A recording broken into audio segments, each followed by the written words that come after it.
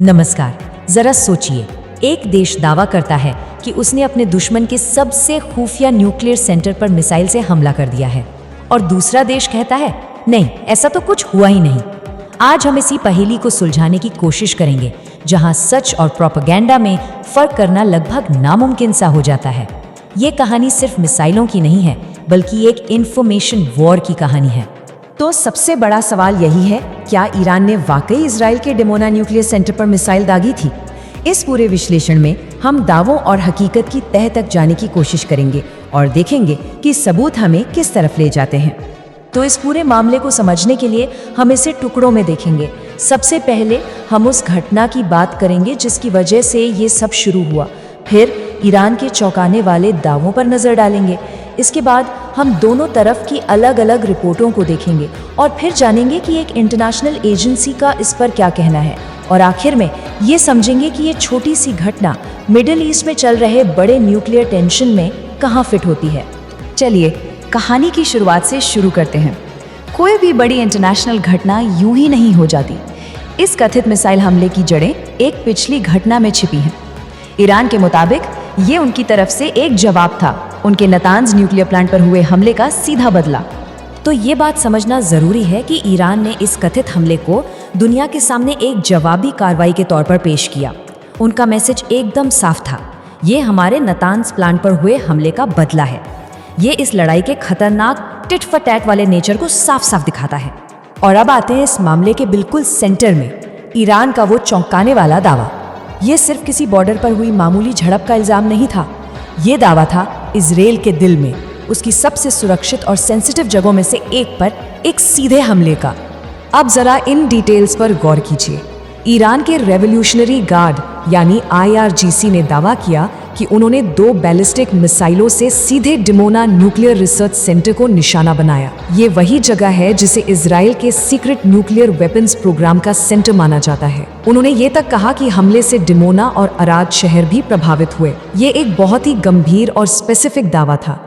और फिर आता है वो दावा जो सबसे ज्यादा चौंकाने वाला था। ईरान ने ऐलान किया कि इस हमले में 200 से ज्यादा लोग मारे गए। ये एक बहुत बड़ा आंकड़ा है जो इस घटना को एक मामूली झड़प से उठाकर एक बड़े मिलिट्री एक्शन के लेवल पर ले जाता है। लेकिन यहीं से कहानी पूरी तरह पलट जाती है। जैसे ही ईरान ने ये दावे किए, दूसरी तरफ से एक बिल्कुल अलग ही तस्वीर सामने आई। यहीं पर यह मामला एक प्रॉपर इंफॉर्मेशन वॉर बन जाता है। यहाँ कहानी 2 अलग अलग रास्तों पर निकल जाती है।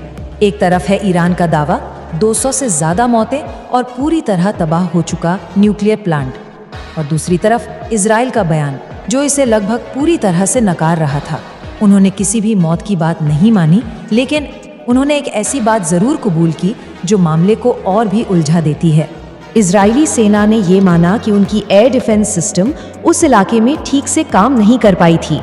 अब ये बात इसलिए ज़रूरी है क्योंकि ये ईरान के दावे को कहीं ना कहीं थोड़ी हवा देती है कि कुछ तो हुआ था, भले ही नुकसान कितना हुआ इस पर बहस हो।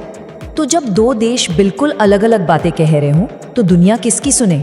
जाहिर है एक न्यूट्रल पार्टी की। इस मामले में वो है इंटरनेशनल एटॉमिक एनर्जी एजेंसी यानी IAEA, जो दुनिया भर की न्यूक्लियर गतिविधियों पर नज़र रखती है। और IAEA का बयान वो बिल्कुल साफ था। उन्होंने कहा कि उन्हें डिमोना के रिसर्च सेंटर में किसी भी तरह के नुकसान का कोई सबूत नहीं मिला।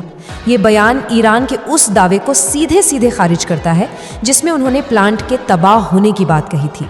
इतना ही नहीं, एजेंसी ने यह भी कंफर्म किया कि उस इलाके में रेडिएशन का कोई भी असामान्य लेवल नहीं मिला, जो कि किसी न्यूक्लियर फैसिलिटी पर हमले के बाद सबसे बड़ी चिंता होती है। उन्होंने ये भी कहा कि वो सिचुएशन पर करीब से नज़र बनाए हुए हैं।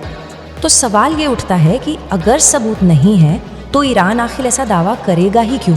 इसका जवाब समझने के लिए हमें इस एक घटना से थोड़ा पीछे हटना होगा और मिडिल ईस्ट में दशकों से चले आ रहे गहरे न्यूक्लियर टेंशन को देखना होगा।